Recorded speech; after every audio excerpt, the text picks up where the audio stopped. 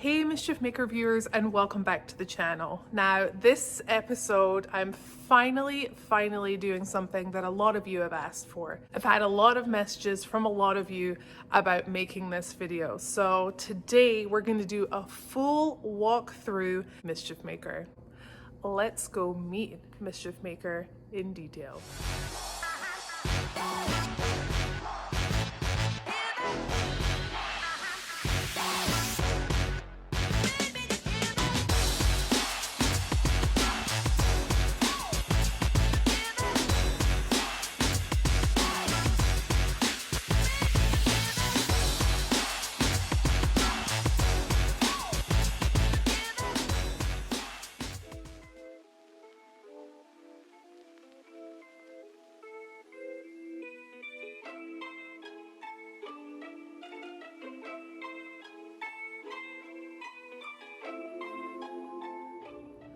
Alright, so I guess the first thing I want to talk about is one of the main attractions of Mischief Maker. It's probably the most noticeable, and a lot of you reach out to me about these, and that is none other than the Mickey Thompson Baja Pro X Stickies. Let's take a look at them.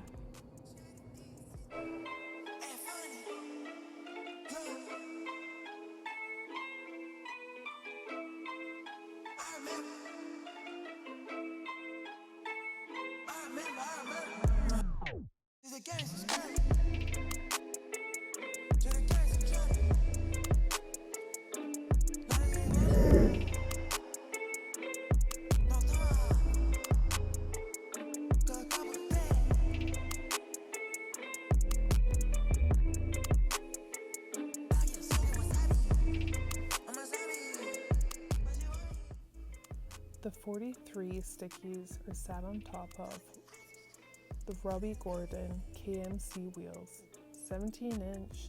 They're all scratched up, but they look super rad. We had these painted the same color as the cage, and I've absolutely loved having this look on my Jeep. So as you guys can imagine, running these 43s, I definitely need some kind of hydro assist. So I'm running the PSC Big Bore XL hydro assist in this, and I can turn the wheel with my finger. It really is pretty fantastic. I have sheared this bolt a couple of times, but with the type of wheeling that I do and how I wheel, it's just inevitable. Unless I decide to relocate this, which has been a suggestion in the past. I may not have time to do that this time round before the year starts, but I normally carry one or two of these right here, and they've come in handy not only for myself, but other people on the trails.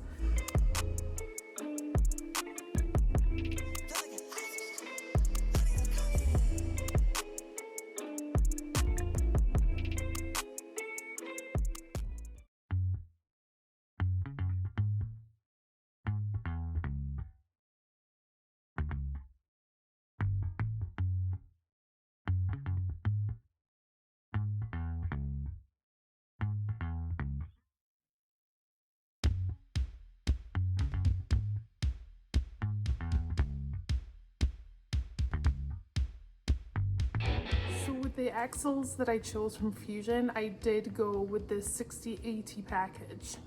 The reason being is I wanted to push my limits and do a lot more wheeling in a lot more different places across the country. So I really needed them to withhold up, and that is exactly what they've done. I mean, I use and abuse and smash that rear 80 into probably every rock or boulder that I come across, just because I always forget that that hangs a little lower, but it still works. Everything's perfect. I have replaced the seal once before, but that's just wear and tear, you know? That's what happens when you wheel almost every single week of the year. So, you know, if I've had to replace it once, it's great. But what I will say is the customer service with Fusion is outstanding. I love them, I appreciate them, and you should definitely go check them out. And of course, inside the axles, I'm running chromoly axle shafts. They're strong, they're durable, they're fantastic. And again, I really enjoy wheeling with everything that I have. Let me tell you the story behind getting the axles. I was actually in the off-road park, Rice Creek in Pennsylvania, which I used to go to all the time because that was the closest park to me at the time. And I got stuck in a rock garden, probably on one of the hottest days.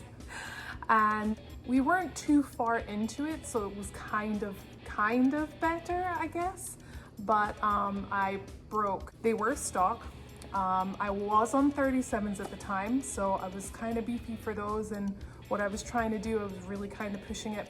But I don't really like to replace anything unless it's broken, so, well, I broke it really good. It took us about, I think it was 4 hours to get out of there, and it was maybe 30 to 40 feet, and the guys hopped out. I stayed inside the Jeep, and they just winched me from tree to tree, from side to side, up. I remember Bozzy was like up in one tree, like wrapping the strap around, and I mean, it was an ordeal. So I decided that day I did not want to break easily ever again. So the Jeep actually sat in our backyard for a good 4 to 5 months until we could get the Fusion 4x4 axles.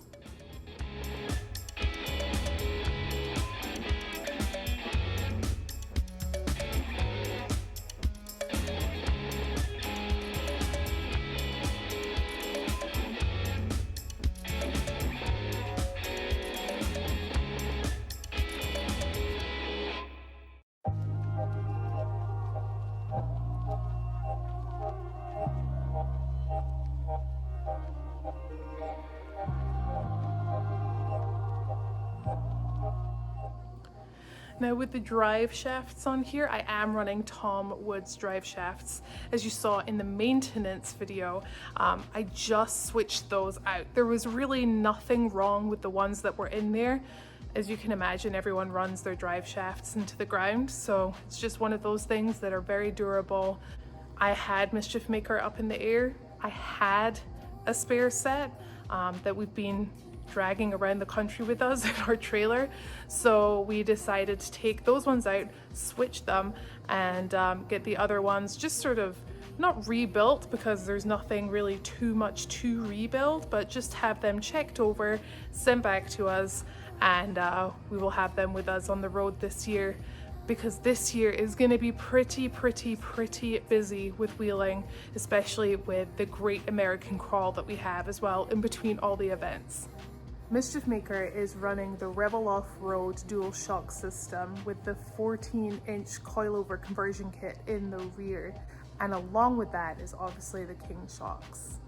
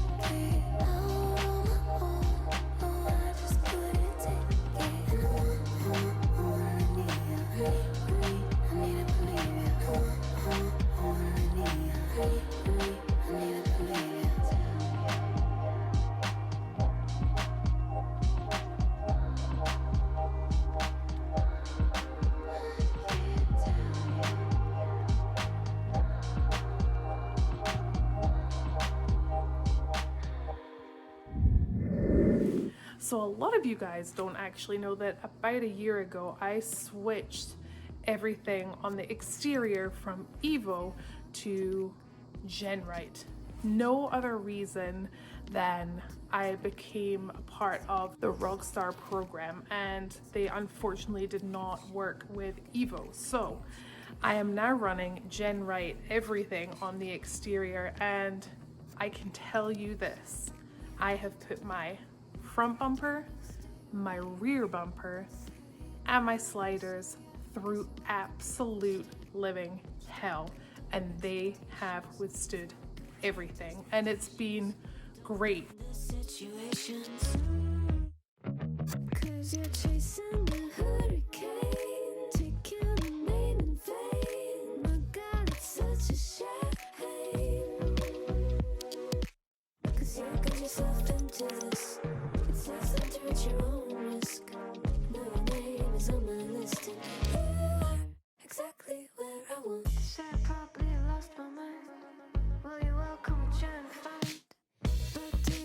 Surprised if I'm not here when you look behind. Guess I have my own destination, and you're staring at the wrong direction. I'm not looking for your confirmation, 'cause you're chasing the hurricane, taking my name in vain. My God, it's such a shame. So some people have asked me why I switched front bumpers. Now, before I was running the ultra clearance front bumper by Jen Wright, and to be honest with you, it was 2020 and I just wanted a little bit of a different look. So when this came on, I didn't know whether to color match it or not. I love the way Mischief Maker looks, all uniform, all blue, but I'm kind of digging the fact that the front and rear bumper are just left raw, because the sliders are blue, kind of, because they're kind of all scratched up, but the rash guard is steel, and it just kind of all ties in with one another. So I have to say, I am kind of enjoying this look. I really didn't think I would, but I am. All right, so now that we've gone through the exterior and underneath of Mischief Maker, I'm now gonna show you the interior.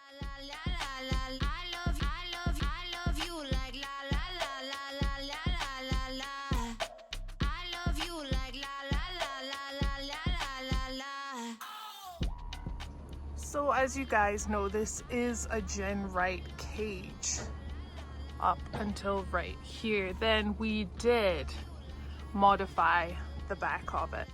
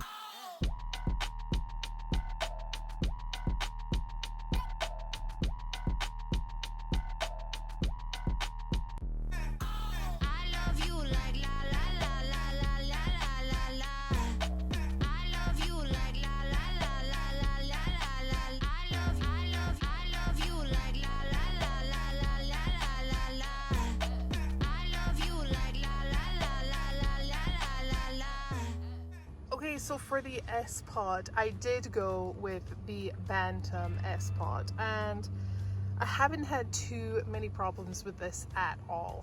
A lot of people ask me why I don't have what is what on the buttons, just because I don't like people touching my stuff. So if they don't know what it activates, then they're not gonna touch it.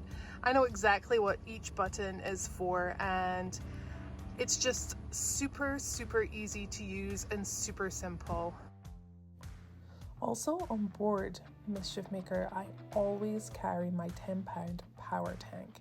This is for when I need to air my tires back up, and I do have those monster valves, so the whole system is pretty awesome and pretty quick. Also, you'll see that I have an air tank on board, as well as the ARB dual air compressor system for my air lockers. Now that completes the walk around of Mischief Maker. I really hope that you've enjoyed walking around and learning about him just as much as I've enjoyed talking about it. Sometimes you forget what you've built, and this has been a real accomplishment for Walter and I. So We're happy. We hope you guys continue watching the channel, and if you do like this channel, please hit the subscribe button if you haven't done already, and the little ding-a-ling bell to notify when my next video is out. But until next time, I'm gonna see you guys later.